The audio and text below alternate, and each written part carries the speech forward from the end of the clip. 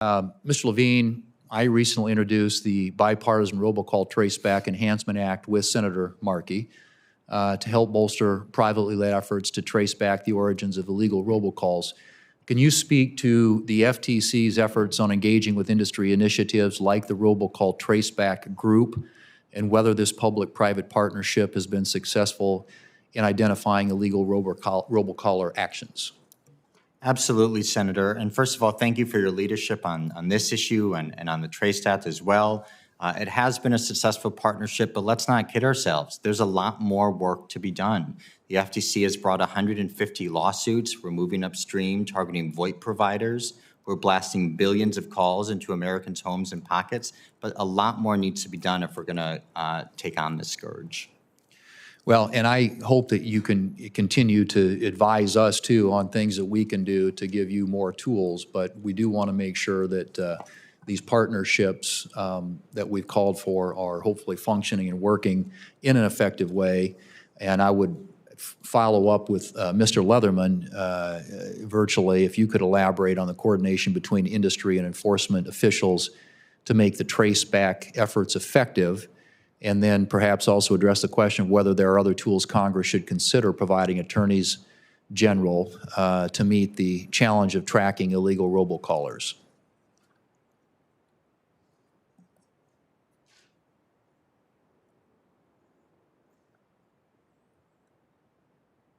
Mr. Leatherman? I don't know whether we have Mr. Leatherman still. Okay. Oh, there he is. Mr. Leatherman. Sorry about that. Did you hear the question? I did not hear the question. My internet just blinked out. So would you repeat it, please? I don't know if you heard my first question from Mr. Levine, but I wanted to ask if you could elaborate on the coordination between industry and enforcement officials to make the trace back efforts effective. This comes back to the issue of robocalls. And as a follow-up, are there other tools Congress should consider providing state attorneys general to meet the challenge of tackling illegal robocallers? Thank you, Senator, for that question. And thank you for your leadership on the issue involving robocalls. As you're aware, I think there's been a number of cases brought recently by state attorneys general using tools that have been made available through the Traceback Act, and those efforts are ongoing. There have been a number of cases brought recently targeting illegal activity conducted on networks, and so the networks themselves had been subject to law enforcement action. So in the past, it was difficult to obviously sue all of the scammers, and so the AGs have been very effective in targeting networks that are knowing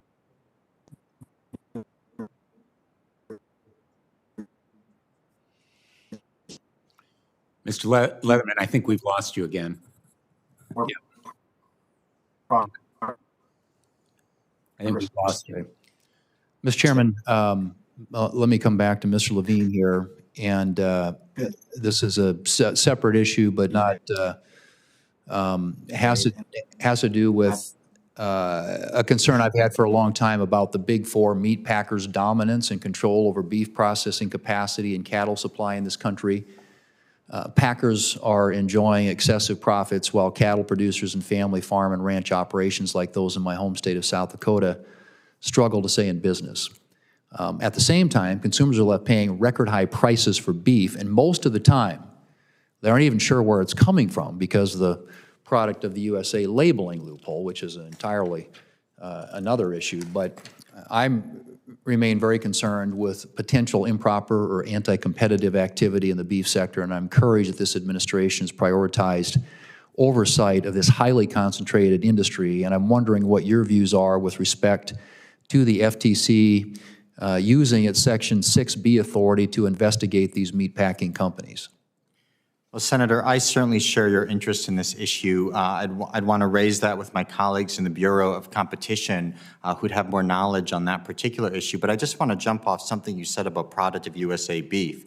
One of the things we did at the FTC last year is finalize a rule that prohibits mislabeling products made in USA when they're from overseas. But as you referenced, Senator, we know that when Americans are shopping for beef, it might say product of USA on the label, but that cattle could have been born, raised, and slaughtered overseas. This isn't only bad for consumers, this is bad for the ranchers in your state and across the country who are being cheated by misleading labels.